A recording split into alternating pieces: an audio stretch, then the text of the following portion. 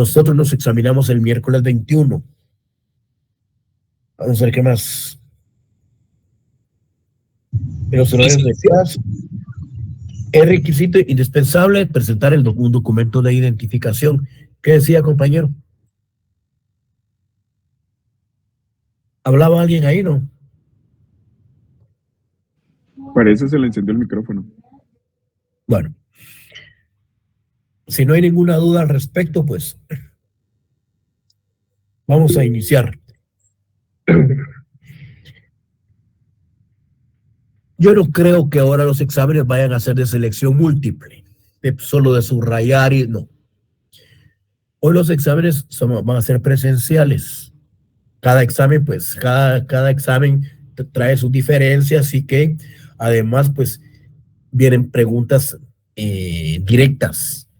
Por ejemplo, es un concepto ideológico que se dio en la época de la colonización y que el mismo surge en la época que se dan esas conquistas. Ustedes ya saben a qué me estoy refiriendo. Sean puntuales. No quieran lucirse con el hecho de decir yo comprendí esto, entendí esto. No, puntuales.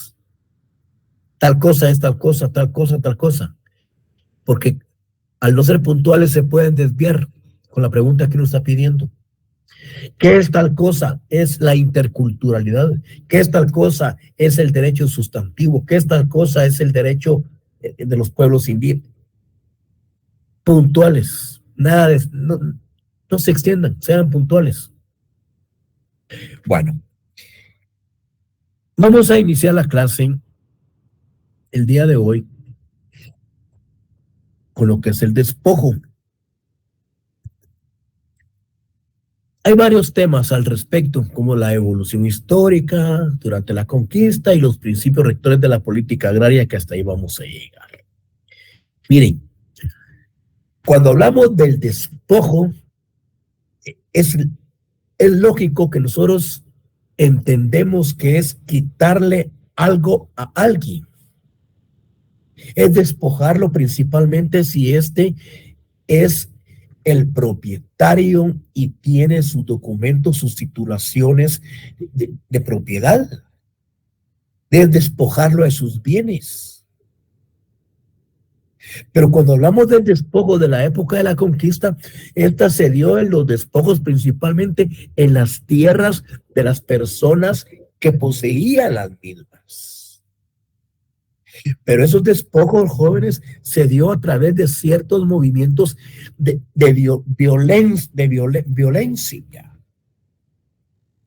violencia física, en donde los dueños y propietarios de los terrenos pasaron ya a conformar parte casi de una esclavitud. Y por lo tanto se dan los momentos de los despojos en la época de la colonización. Se dan los despojos aún en la época independentista. Entonces, ¿cómo se considera? Como la privación de lo que una persona tiene o posee. También se le considera el botín o presa del vencedor.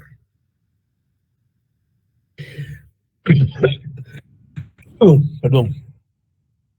Caso que puede ser considerado en Guatemala como un premio al conquistador o colonizador, en virtud que la corona española utilizó como señuelo para motivar a los españoles a colonizar un nuevo mundo.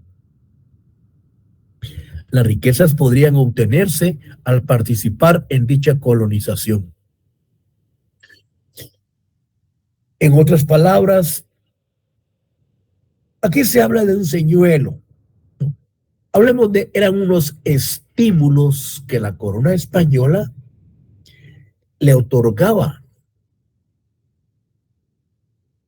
a estos colonizadores, a estos conquistadores, a estos descubridores, como premio a los descubrimientos realizados, como un estímulo a sus conquistas, que eran una de las formas de poderlos motivar para que viniesen a conquistar nuevas tierras.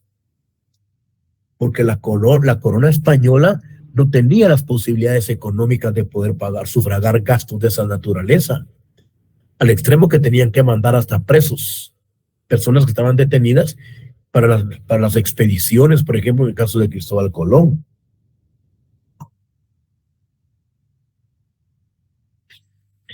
Las prácticas del despojo entonces y desplazamiento forzoso en Guatemala responden a la institucionalización del racismo y a la estructura económica de Guatemala, teniendo en cuenta que es un país de una economía basada en la agricultura y en la cual los intereses de las élites terratenientes y de los gobiernos militares han prevalecido. Desde la época de la colonización, pues se ha venido dando ese desarrollo eminentemente marcado de las disgregaciones sociales, de la repartición de las tierras por parte de los militares y por parte de los criollos.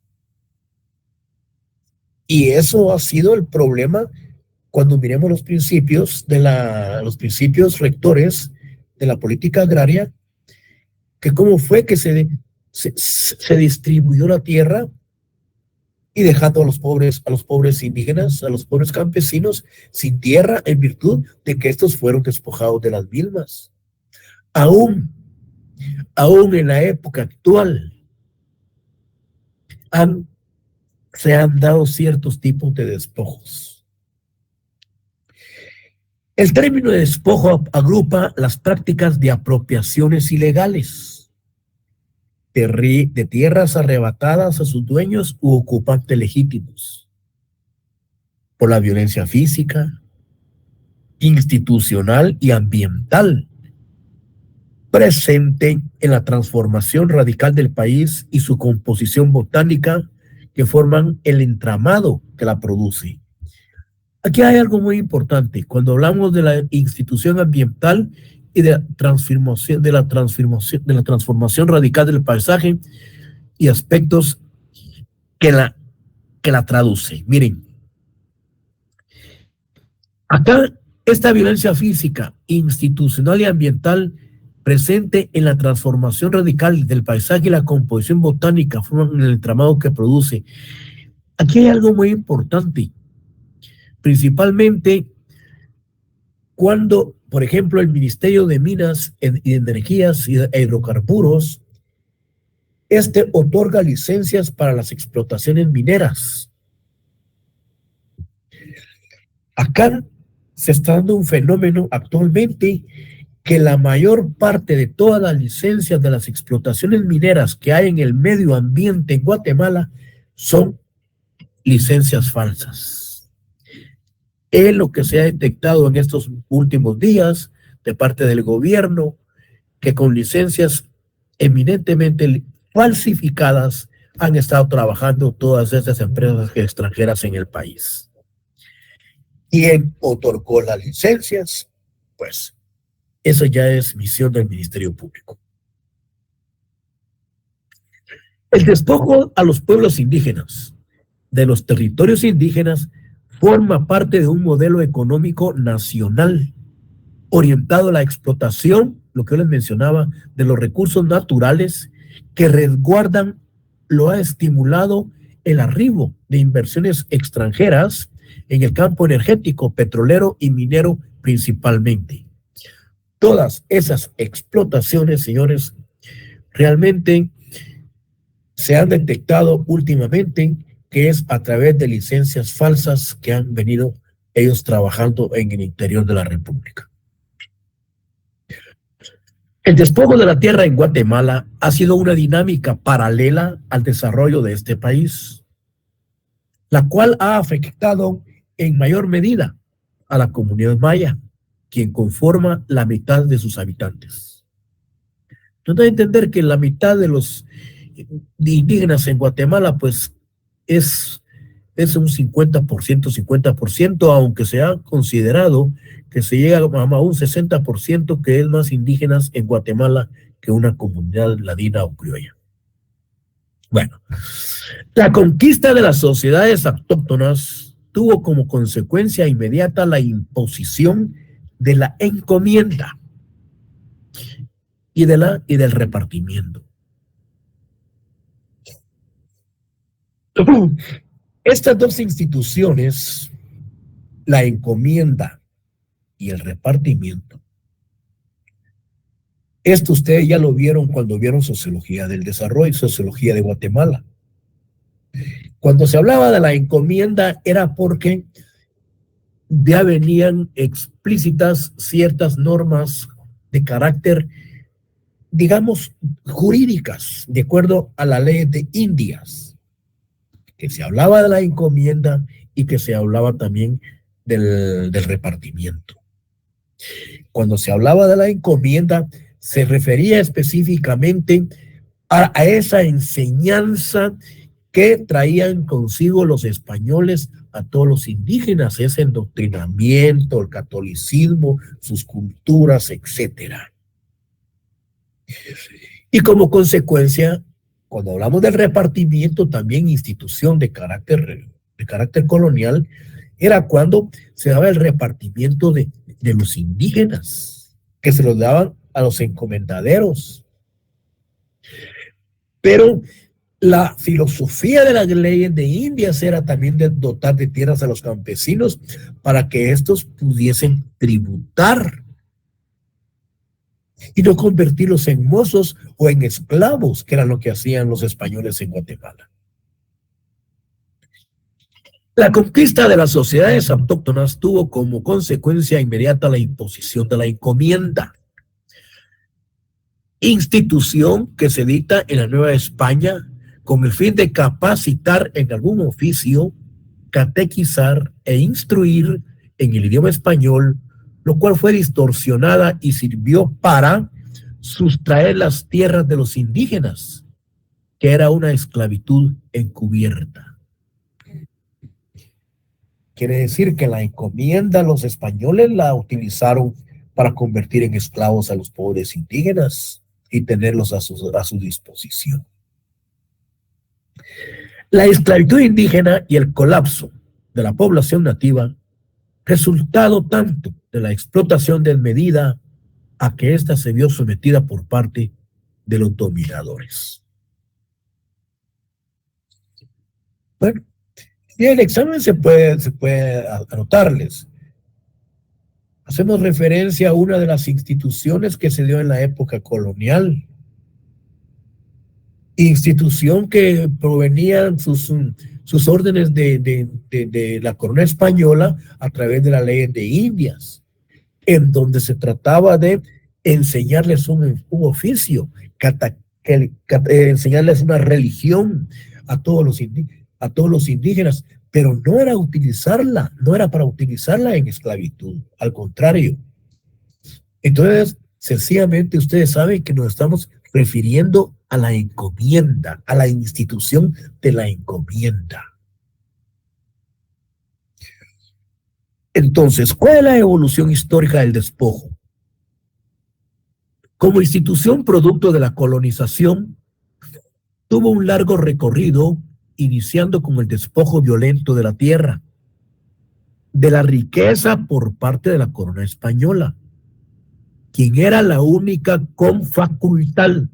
La corona española era la única con facultad para entregar tierras a sus súbditos colonizadores como un premio por participar en la aventura colonizadora. Lo que yo les mencionaba, que la corona española, Fernando Católica, Isabel de Castilla, ellos no tenían la capacidad económica para estar sufragando gastos de expediciones. Lo que les reconocían a través de las expediciones y de las tierras que iban ellos descubriendo, les iban dando como en agradecimiento de las conquistas realizadas. Al llegar los españoles a Guatemala, las riquezas y tierras estaban en posición de los guatemaltecos. Y como en todo proceso de colonización o conquista, se ubica y se apropia de los bienes del vencido, y Guatemala no fue la excepción. Por lo que el punto de partida del despojo se inicia en el año de 1542, creo que es. Sí, 1542, que es cuando se inicia el citado proceso de conquista y colonización, utilizando una institución denominada el repartimiento, lo que yo les mencionaba al principio. Repartimiento de indígenas y encomienda, que en sí era una esclavitud encubierta. Se les puede notar en el examen instituciones que se dieron en la época de la colonia y que en sí eran una esclavitud encubierta y que colateralmente también se refería al repartimiento de tierras, que se le llamaban estancias. Ustedes no se preocupen, en el documento, en el módulo 2, está esto que yo les estoy leyendo y les estoy explicando. Ustedes ahí no tienen por qué perderse. Solo es cuestión de leerlo despacio, porque yo creo que la letra es muy pequeña, pero sí se comprende bastante bien. En 1542 se promulgaron las leyes nuevas que prohibieron todas las formas de esclavitud de los indios, pasando a ser tributarios del rey. Sí, es que eso era lo que se perseguía, darles tierras a los indios para que ellos pudieran producir y que ellos pudieran también tributar. Lo que permitió la importación de esclavos africanos. De aquí en adelante, el rey vendía y cedía tierras.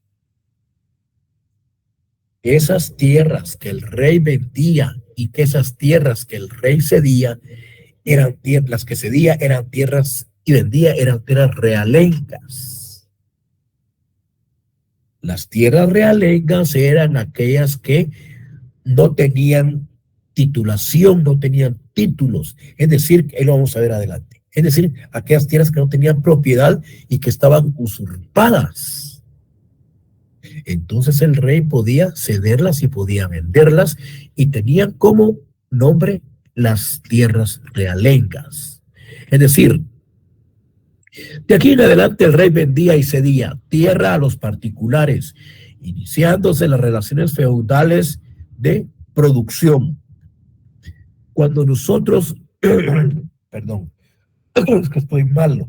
Miren, cuando nosotros hacemos referencia a esa evolución histórica, cuando hablamos del materialismo histórico dialéctico que nos habla Marta Harnecker, de la lucha de clases, de la evolución primitiva hasta el socialismo dignificado, también aquí tenemos nosotros relaciones feudales de producción en el momento preciso en el momento de la colonización. Cuando tenemos a los señores feudales, a los terratenientes, a los latifundistas, y tenemos a la vez los siervos de la gleba, que son supuestamente los señores que trabajan la tierra. Entonces, las leyes nuevas, perdón, las leyes, permítame. Estoy engripado. Mire pues, solo por el amor al arte. Mire, las leyes nuevas, a través de la nueva encomienda, cedían a los particulares los tributos de uno o varios pueblos y la obligación de trabajo en las haciendas por una semana. Se creó y se mantuvo la estructura colonial de los pueblos de indios. Se otorgaron por la corona española y se mantuvieron las tierras comunales, porque con ello se le permitía realizar cultivos que les garantizaban subsistir y tributar a los colonos y a dicha corona española, siendo el sistema de trabajo de carácter forzado. Aquí tenemos lo que es el repartimiento. Se le considera la institución más importante de la época colonial, continuándose, fíjense, en práctica aún con posterioridad a la época independentista. Entonces, acá se mencionan dos aspectos importantes el de la encomienda y lo que es el repartimiento de tierras. Y el repartimiento también de indígenas. Cuando hablamos con respecto a la política agraria colonial, eso ustedes ya lo vieron en historia de la cultura de Guatemala. Dice que la política de la colonia y los orígenes del latifundismo en Guatemala, lo menciona Severo Martínez Peláez, dice que la legislación de Indias, dice, tuvo un carácter marcadamente casuista. Aquí hay algo muy importante. En el examen se le pregunta por qué la legislación de Indias tuvo un carácter marcadamente casuista. En el documento que se les envió, se refiere que fue una ley o una legislación caprichosa y desprovista de una unidad sistemática. Me explico. Hablamos de que es una ley casuista porque no se le dio el seguimiento y el cumplimiento de ese orden que traía, por ejemplo, lo que se refiere al repartimiento y a lo que se refería también a la otra cuestión al repartimiento y a la otra institución que hemos venido analizando, que es la encomienda. Entonces se dice que esas leyes de Indias eran marcadamente casuistas, porque fue una ley caprichosa y desprovista de una unidad sistemática, que los colonizadores la utilizaron realmente para el despojo, para el aprovechamiento de la fuerza de trabajo de todos los campesinos y despojar de sus bienes. Entonces, desafortunadamente encubre importantes hechos de fondo en la expresión jurídica de los intereses de las clases dominantes a quien el Estado representa, por lo que hace a la tierra el estudio atento de las fuentes coloniales guatemaltecas, permitiendo descubrir los lineamientos de una política agraria perfectamente definida.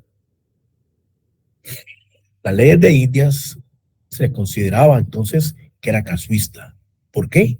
Porque era caprichosa y carecía de una unidad sistemática. Todo ello porque desde España, América, realmente quién, cómo y cuándo se iban a enterar los reyes de lo que sucedía en América. Eran cuestiones realmente cuando ellos regresaban con el oro y todo lo que llevaban de América los conquistadores y los colonizadores. Severo Martínez Peláez nos habla de los 5 principios emanados de los intereses económicos. Esto ustedes ya lo leí, ya lo saben, porque ustedes lo estudiaron cuando vieron sociología de Guatemala. El principio de señoría, después lo estamos viendo así un poco ligero. Miren, el principio del señorío tuvo una importancia de expresión legal, porque se dio el despojo de los nativos y el paso de toda propiedad a la corona en cuyo nombre se hizo la conquista. El principio del señorío quiere decir que todos los bienes conquistados, adquiridos, pasaban a formar parte de la corona. Tiene 2 vertientes, una positiva y una negativa. La positiva, solo el rey cede o vende las tierras. Toda posesión se deriva de una cesión o venta original de la corona, lo que son las tierras realengas. Y la negativa, cualquier tierra que el rey no haya vendido o cedido es tierra realenga. Le pertenece al rey y no pueden ocuparse ni usarse sin incurrir en delito de usurpación. El rey ejercía la corona sobre todas las tierras de las provincias conquistadas en su nombre. Fue el fundamento sobre el cual operaron los restantes principios. El principio del señorío. Por eso es que se considera como uno de los principales.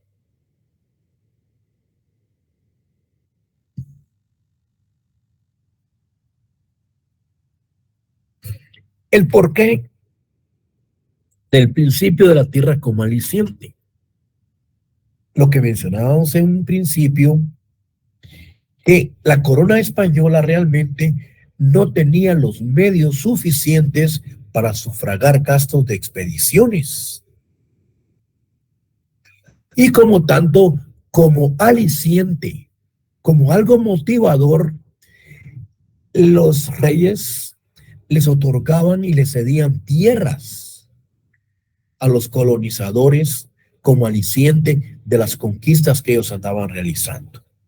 Principio de la tierra como aliciente.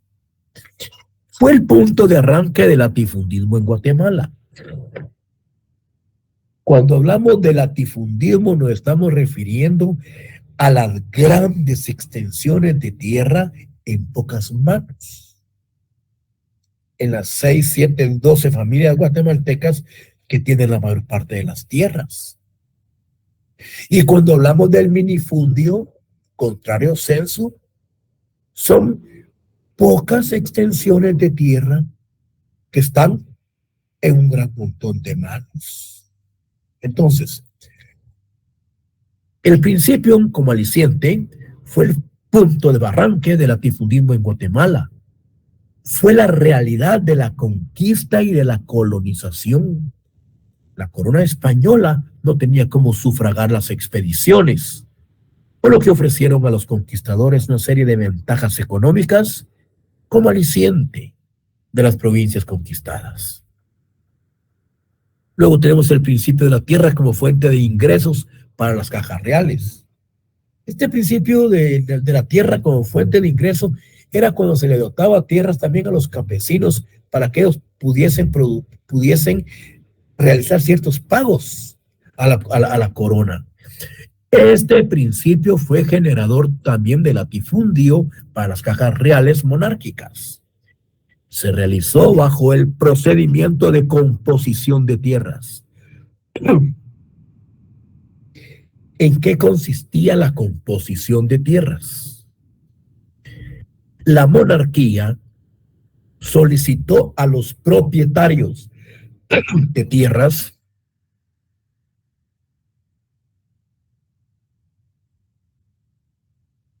sus títulos para comprobar si habían usurpaciones de tierras realengas. No olvidemos entonces este concepto de composición de tierra. La monarquía solicita a los propietarios de tierras sus títulos para comprobar si habían usurpación de tierras realengas, que eran las tierras del rey y las que cedía o podía vender. Y si no tenían sus títulos, los usurpadores tenían que pagar una suma de dinero por concepto de composición. Caso contrario, se desalojaban para que el rey pudiera disponer de ellas. Fue un mecanismo creado en la recopilación de leyes de Indias para causar ingresos a la corona durante todo el periodo de la colonia. Entonces, ¿en qué consistía entonces la composición de tierras? Radicaba fundamentalmente en que la monarquía averiguaba, investigaba si estas tierras tenían títulos de propiedad o no. De lo contrario, eran usurpadores y pasaban esas tierras a formar parte de las tierras del rey como tierras realengas. Luego tenemos el principio de preservación de las tierras comunales de indios. Miren, fueron creados los pueblos de indios y dotados desde su creación en dos corrientes de tierras, los llamados ejidos. Estos ejidos eran las las tierras las partes que se encontraban eran en las afueras de los pueblos. Y la otra, las tierras comunales. O sea, las tierras alrededor de los pueblos, más allá de los ejidos, administrados por el cabildo o por el ayuntamiento. El principio de preservación de las tierras comunales de indios eran las que se encontraban en las orillas o en las partes de afuera de los pueblos.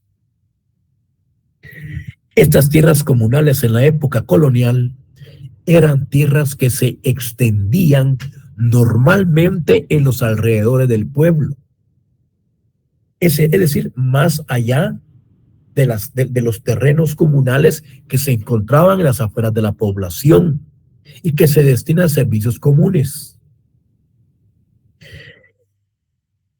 Como era, o sea, el periodo de la historia de una civilización o de una sociedad que se caracteriza por un nuevo orden de cosas y que generalmente comienza en un suceso importante o notable, la era de los descubrimientos o pasto de ganado, que era lo que se encontraba en las orillas de los pueblos.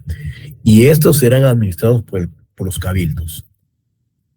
Por último, tenemos lo que es el principio del bloqueo agrario de los mestizos en la época colonial. Era un principio que operaba al margen de la ley. Actuó como incidente secundario. Se dio el desplazamiento de ladinos pobres hacia las haciendas y la formación de rancherías dispersas en todo el reino. Aquí hubo un desplazamiento ya de ladinos. Este principio resultó ser el más conveniente para la monarquía y terratenientes criollos, ya que con ellos aumentaban los peones que se introducían en las haciendas trabajando de usufructo de parcelas. Ese concepto de usufructo de parcelas se refiere a que se dedicaban al trabajo de las mismas por determinado tiempo. Cuando se habla de usufructo vitalicios para toda la vida, aquí se trabajaba para determinados tiempos. Luego, la organización de los pueblos de indígenas fue la pieza clave de la estructura económica de la colonia. Exigía la existencia de unas tierras en las que los indígenas pudieran trabajar para sustentarse y poder tributar, y estar en condiciones de ir a trabajar en forma casi gratuita a las haciendas y labores y otras empresas de los grupos dominantes. Era un principio permanentemente fundamental de la política agraria de la colonia, porque enraizaba en un interés económico y permanente de la monarquía para que los indios permanecieran en sus pueblos, controlados por la tributación y para el trabajo forzado. Era indispensable que tuvieran ahí unas tierras suficientes, que no tuvieran que ir a buscarlas a otra parte. Es decir, que en la época de la organización de los pueblos indígenas, lo que se buscaba era concentrarlos, que produjeran y que estos pudieran tributar. Y que no se fueran, para que no se fueran a otros lugares. Por lo tanto, los concentraban y que ellos pudieran tener sus tierras y poder trabajar y así mismo poder tributar a la corona. Jóvenes alumnos, ahí nos vamos a quedar porque estoy mal. Pero hemos terminado. El próximo viernes pónganse a estudiar porque yo estoy elaborando los exámenes y nos miramos el próximo día de clase, que es el día de examen, de hoy en 8, en el aula. Me decía, compañero. Que se mejore el le decía. Buenas noches. Se lo agradezco mucho. Que siga mejor, licenciado. Que siga mejor, no vaya a ser tan preocupado.